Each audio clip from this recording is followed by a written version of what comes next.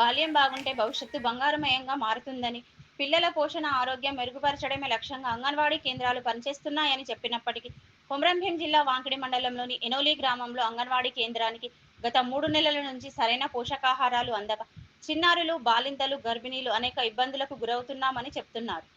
పాటగూడ గ్రామ పంచాయతీలో ఎనోలి పొలంగూడ గ్రామం మాది.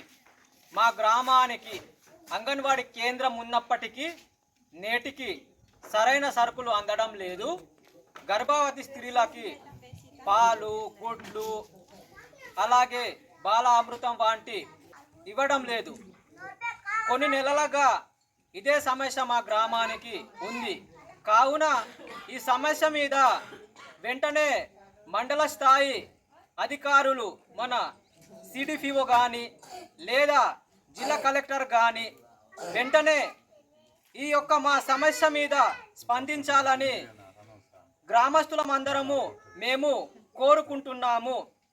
అదేవిధంగా పిఎం జన్మన్ పథకం కింద ప్రతి ఒక్క గ్రామానికి వైద్య శిబిరం నిర్మించి మరి పేద ప్రజలకి, పీటీసీ ప్రజలకి వైద్యం అందించాలని వైద్య శిబిరాన్ని నిర్మించినప్పటికీ నేటికి మా గ్రామానికి వైద్య శిబి అధికారులు రావడం లేదు.